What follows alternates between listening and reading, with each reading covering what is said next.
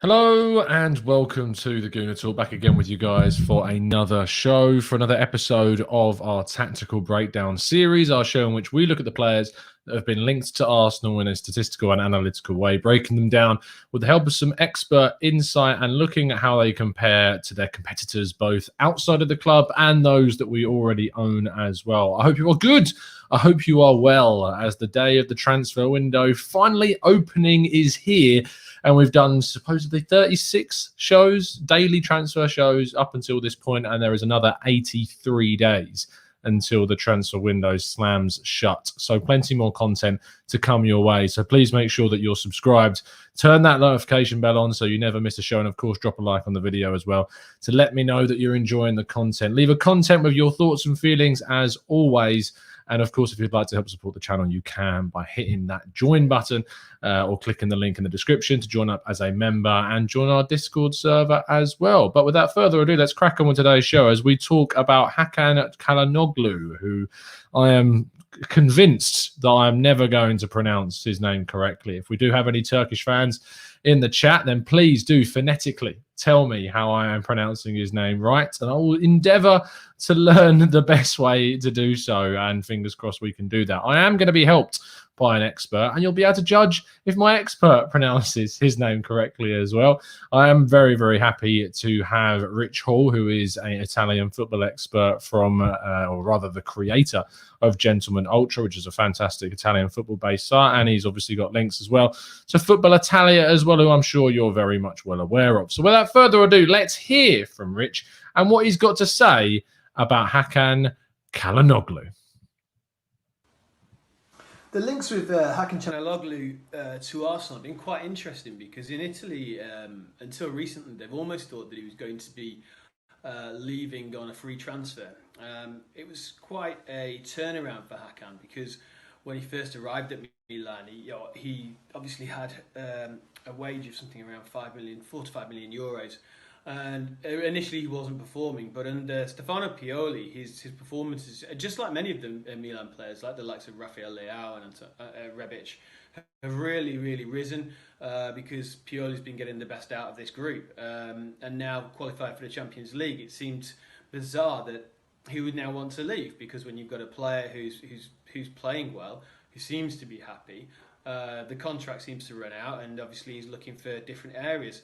Now, one interesting thing was he was linked very heavily to Qatar, and he was looking for what was seen as a bumper offer, if you would, to go there. Obviously, once this happens, it does bring to the attention of teams like Arsenal, of course, and others as well. But the Italian press have really thought that he was leaving a club in a very good situation, as they are now at Milan, to go. It was simply going to be a money move. The Italian papers at the moment have been saying that it looks like this might not be the case now. He might actually re-sign at Milan because of the fact they're in the Champions League, and perhaps the offers he got didn't match his salary expectations. However, saying that, if Arsenal did manage to get their hands on Hakan, he's a great player. He's a great player. I mean, Pioli has got the best out of him. I'm not saying he's always like that, but there's not really many weak spots to his game. He's not great in the air, if I'm honest. He's not known for that, but it doesn't really seem to matter because of the position he plays. Obviously, when he's playing that, he can play all over the midfield, but he especially likes to drift out from the wide. And we all know about that famous shot. It's incredible. His long-range shooting is brilliant. 9 assists, 4 goals this season. It's okay. Potentially because of the way Milan played, he played a little bit deeper at times, almost like a bit of a metronome, almost like in a Pirlo style, because he's got that long-range passing. He's got those passes that can be key, and when you've got Ibrahimovic up front with Rafael Leao running off, you can see straight away what was going to happen. For me, it would be someone who Arsenal haven't had for a while, a player like this, if at all, if I can remember, because what he offers is a different way to change the game. If you are in the middle of a match where you are finding the fact that he can play those short passes, those nice intricate balls in, and he can certainly do that. But then if you want to change that up, you can launch some of those ridiculously long balls. So yeah, I mean he's a great player, and he would be really different for the midfield because as well.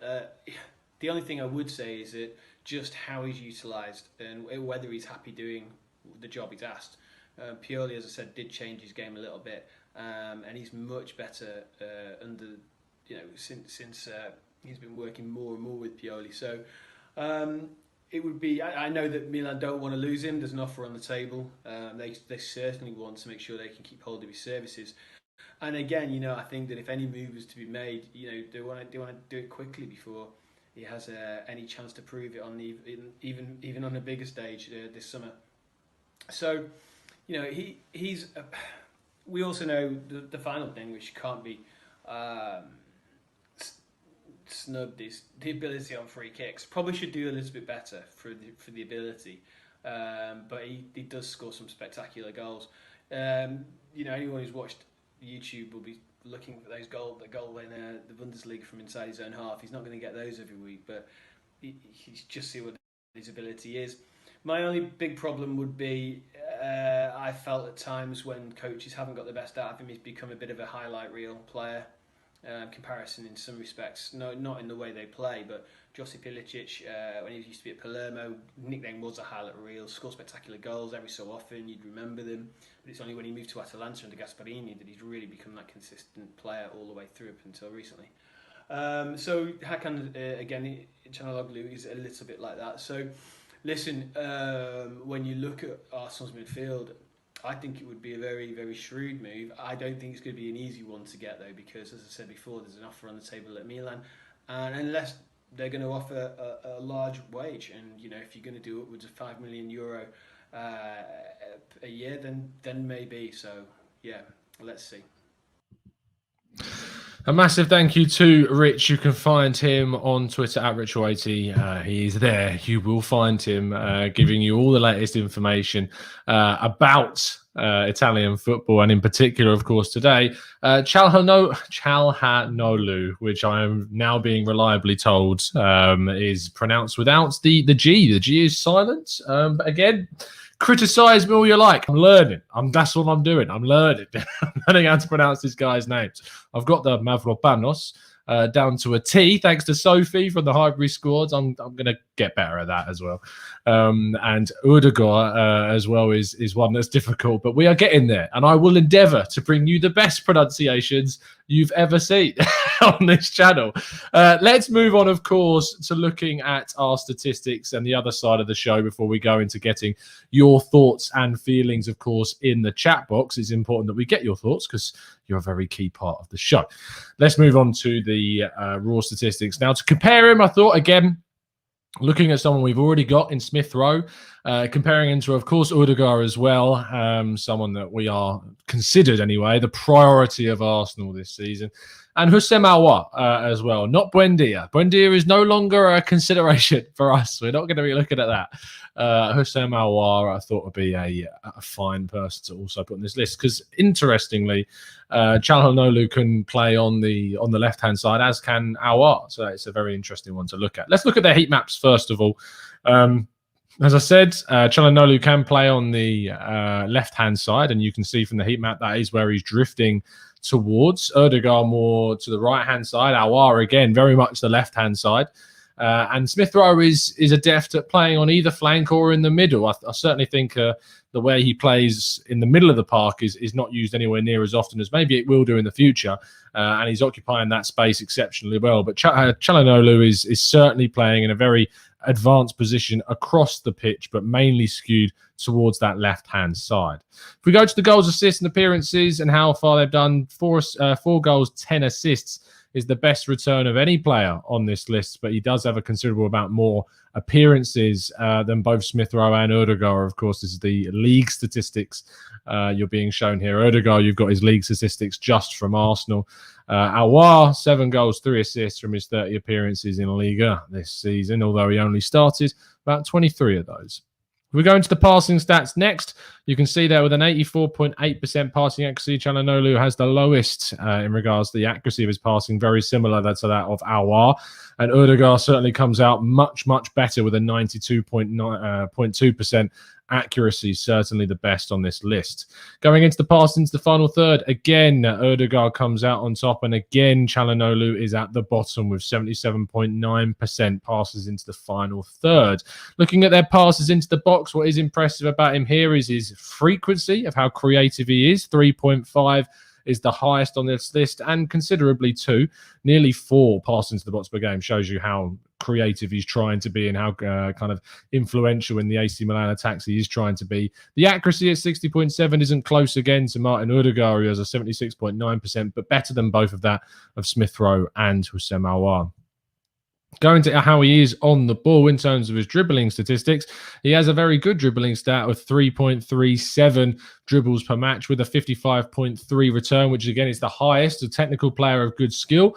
Hasn't dribbled the ball as many times per game as Aouar, but does do it more so than Ødegaard and Smith Rowe with a better success rate on those dribbles. So you would see him carrying the ball into the box, around the box, and attacking players with the ball. Going into the progressive runs, how he moves the ball up the pitch, 2.19 is the second highest on our list, just in front of Emil Smith Rowe, but again behind that of Houssem Aouar in this area. From looking at these stats so far, Martin Ødegaard is certainly the one that you can understand why is our priority based upon the raw statistics. Going into the final thing we're going to look at, which is shooting. He likes to shoot from outside the box, and you can see that from the amount of shots he's taken. But the 4 goals that he has scored all came from inside the box this season. So whilst he was managing to test the keeper with some of those shots from outside the box, he hasn't managed to score too many of them. Him and Aouar are the most 2 frequent shooters or shot takers of the ball, with Aouar coming out on top at 3.27 with a 39.7 shot accuracy, which is very good. Ødegaard and Smith Rowe, it's not necessarily in their game as much to take shots at goal, and they're much more creators than you do see from Aouar and from Hakan Calhanoglu. So some really interesting kind of comparisons there between all of them. Basically, if you consider the fact that Calhanoglu is a free signing and would be a free signing this summer, he stacks up quite well in regards to value for money. He's going to give you a lot of creativity. He's going to give you a fair few attacking opportunities from outside the box and from inside too. He's a good technical player on the ball that likes to move with it. Isn't as good technically on the ball as a Houssem Aouar. Isn't as good at passing as Martin Ødegaard. He kind of falls into a middle ground, a jack of all trades, if you will, in those areas, but not necessarily a master of any of those. And that is a little bit of a concern. But value for money wise, when you're looking at the fact that he is a free deal, it would be a very good piece of business. This is a player that, in my mind, would be worth upwards of £20 million if he was under a full-time contract. I don't know if you go anywhere close to maybe 30 million for his signature, but 20 to 30 million pounds, I think, would be a rough valuation of this guy if he was under a long-term deal.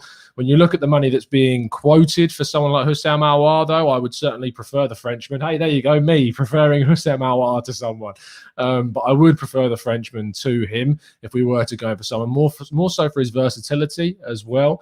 But if it is a priority out of all of them, if you disregard price, Martin Ødegaard certainly comes out on top of all of the options that we've looked at there for what Arsenal need for their system, which is a player that's going to create the opportunities. And you have to think, with Ødegaard getting a full season and stability and integration and a consistent run of games in the team after a pre-season, it could really unlock a special player in him, whereas Aouar is more of a risk because we don't know how he's going to come off the back of a relatively poor season by his standards. But Calhanoglu is someone that, if Arsenal are looking to invest heavily in other areas like central midfield, which they might do with the number of centre midfielders they're being linked to in Neves and Basuma, etc., then he may be a free option that does a decent job for the club. He's not a bad player by any means.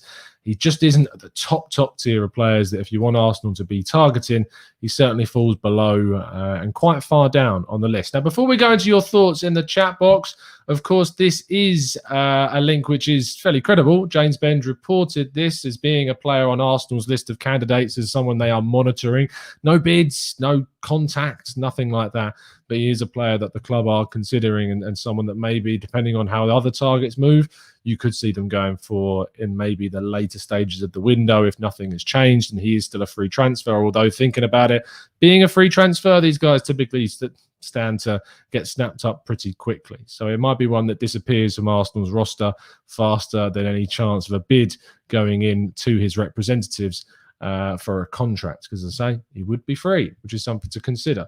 Let's have a look in the chat box then and see what you guys are saying about him. Mr. Joe Kerr said he covers so much more ground than the other three. For a 27-year-old, he must have a fantastic engine. As for a 2 or 3 year signing to compete with Emile Smith-Rowe, he looks credible. Any clubs on wages and signing on fee? I mean, no word specifically on how much he would cost us, because it can change. Signing on fee, you would think, as a free player would be significant. You're looking upwards of between £5 and £10 million maybe for someone who's free of that kind of level. So it's still going to cost you a fair chunk of money for a free transfer. So there you go. If we go scroll down a little bit more to get some newer statistics, DD says he's going to be vital for Turkey, so we could get him on better terms before the European competition start. It starts in 2 days. It starts on Friday, does the Euros. But if we do we were thinking about doing an idea of maybe doing watch-alongs of some of the games, and watching them, maybe grabbing some members to watch the games as well, and analysing the transfer targets that Arsenal have been linked to. So Ruben Neves when Portugal's on, Calhanoglu when Turkey are playing. Certainly something that we can have a look at. Turkey do play, of course, on Friday against Italy. So it'll be interesting to see that game. Maybe we'll do a watch-along. Maybe we'll, maybe we won't. We'll have to wait and see. DD, we just spoken to DD. Let's go to Vuk in the chat, who says free is risky as wages go up. Signing fee is better option and a realistic salary to avoid Ozil's situation. Is he a Willian replacement, says Kroenke out? He possibly could be. He does play as a 10 and as more of an 11 on the other side, rather than your 7 on the right-hand side. So he can play in that 10 or 11 position. Certainly one that we need to keep an eye on.